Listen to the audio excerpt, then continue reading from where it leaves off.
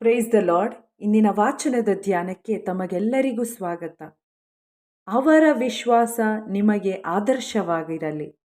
ಪ್ರಿಯರೇ, ಇಂದಿನ ಶುಭ ಸಂದೇಶದಲ್ಲಿ ನಾವು ಇಬ್ಬರು ಪ್ರಮುಖ ವ್ಯಕ್ತಿಗಳು ಮತ್ತು ಅವರ ವ್ಯಕ್ತಿತ್ವವನ್ನು ಧ್ಯಾನಿಸೋಣ.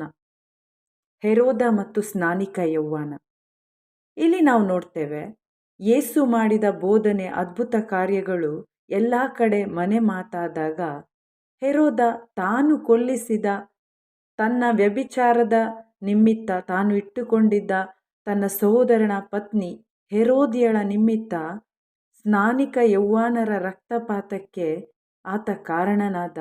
ಮತ್ತು ಕ್ರಿಸ್ತ ಯೇಸು ಕೂಡ ಸ್ನಾನಿಕ ಯೌವನ ಸತ್ತು ಹೋದ, ವಾಪಸ್ ಬಂದಿದ್ದಾನೆ ಅಂತ ಅಂದ್ಕೊಂಡ. ಹೆರೋದ ಸ್ನಾನಿಕ ಯೌವನನನ್ನು ಸಂತ, ಸತ್ಪುರುಷ, ನೀತಿವಂತ, ಪರಿಶುದ್ಧ ಎಂದು ನಂಬಿದ್ದ. ಆತನ ಬಾಯಿಂದ ಬರುವ ಬೆಂಕಿಯಂಥ ನುಡಿಗಳನ್ನು ಕೇಳಲು ಯಾವಾಗಲೂ ಆತ ಹಾತೊರೀತಿದ್ದ.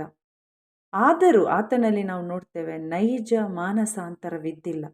ಪವಿತ್ರಾತ್ಮರಿಗೆ ಆತ ಕಾರ್ಯ ಮಾಡಲು ಬಿಟ್ಟುಕೊಟ್ಟಿಲ್ಲ. ದೇವರ ಸ್ವರ ಆತನಿಗೆ ಕೇಳಿತ್ತಾದರೂ ಕೂಡ ನಾವು ಲೂಕನ ಶುಭ ಸಂದೇಶದಲ್ಲಿ 23ನೇ ಅಧ್ಯಾಯದಲ್ಲಿ ನೋಡ್ತೇವೆ, ಏಸುವಿಗೆ ಮರಣದಂಡನೆ ಆದಾಗ ಏಸು ಆತನನ್ನು ಕಂಡರೂ ಕೂಡ ಆತನ ಜೊತೆ ಒಂದು ಮಾತು ಕೂಡ ಏಸು ಆಡಲಿಲ್ಲ. ಕಾರಣ ಪ್ರಿಯರೇ, ಆತ ಪವಿತ್ರಾತ್ಮನನ್ನು ನೋಯಿಸಿದ. ಆತನಲ್ಲಿ ದೈವ ಭಯವಿದ್ದಿಲ್ಲ. ವ್ಯಭಿಚಾರ ಎಂಬುದು ಪಾಪವೆಂದು ಆತನಿಗೆ ಪದೇ ಪದೇ ಸ್ನಾನಿಕ ಯೌವನರು ಎಚ್ಚರ ಕೊಟ್ಟರೂ ಕೂಡ ಆತನು ತಿದ್ದಿಕೊಳ್ಳಲು ಹಿಂಜರಿದ. ದೈವ ಭಯವೇ ದೈವ ಜ್ಞಾನಕ್ಕೆ ಮೂಲ. ಆದರೆ ಆತ ಪಾಪ ಮಾಡಿ ಲೌಕಿಕ ಸುಖಭೋಗಗಳಲ್ಲಿ ಮಗ್ನನಾದ. ಫ್ರೆಂಡ್ಸ್, ಪಾರ್ಟಿ ಎಂದು ಜನರನ್ನು ಮೆಚ್ಚಿಸಲು ನೋಡಿದ ಪರಿಣಾಮ ತನ್ನ ನಿರ್ಧಾರ ಮತ್ತು ಆಯ್ಕೆಗಳಲ್ಲಿ ಆತ ಮೂರ್ಖನಾದ. ಪ್ರಿಯರೇ, ಇಂದು ಹೆರೋದನ ವ್ಯಕ್ತಿತ್ವ ನಮ್ಮಲ್ಲಿದೆಯಾ? ನಮ್ಮನ್ನೇ ನಾವು ಪರಿಶೀಲಿಸಿ ನೋಡೋಣ. ನಾವಿಂದು ಯಾರನ್ನು ಮೆಚ್ಚಿಸಲು ನೋಡ್ತೇವೆ? ದೇವರ ವಾಕ್ಯ ಬೋಧನೆ ಕೇಳಿಸಿಕೊಂಡರೂ ಸಹ ನೈಜ ಮಾನಸಾಂತರವಿಲ್ಲದೆ ನಾವು ಒಂದು ವೇಳೆ ಮೂರ್ಖರಾಗಿ ಜನರನ್ನು ಮೆಚ್ಚಿಸಲು ನೋಡಿದರೆ ನಾವು ತಪ್ಪು ನಿರ್ಧಾರಗಳನ್ನು, ಆಯ್ಕೆಗಳನ್ನು ಮಾಡಿಕೊಂಡು ನಾವು ನಾಶನದ ಹಾದಿಯಲ್ಲಿರ್ತೇವೆ. ಇಂದು ಸ್ನಾನಿಕ ಯೌವನರ ಜೀವಿತದ ಮೇಲೆ ದೃಷ್ಟಿ ಹಾಕಿದಾಗ ಆತ ದೈವ ಭಕ್ತ, ಸಂತ, ಸತ್ಪುರುಷ, ದೇವರನ್ನೇ ಆಶ್ರಯಿಸಿಕೊಂಡ. ದೇವರ ಸ್ವರ ಆತನಿಗೆ ಕೇಳಲ್ಪಡ್ತು. ದೇವರು ಆತನಿಗೆ ಕೊಟ್ಟ ಕರೆಯಲ್ಲಿ ಆತ ಪ್ರಾಮಾಣಿಕನಾದ. ದೈವ ಭಕ್ತಿಯಿಂದ ಜೀವಿಸಿದ. ಆತ ದೈವ ಇಚ್ಛೆಯನ್ನು ನೆರವೇರಿಸಿದ. ದೇವರನ್ನೇ ಆಶ್ರಯಿಸಿದ.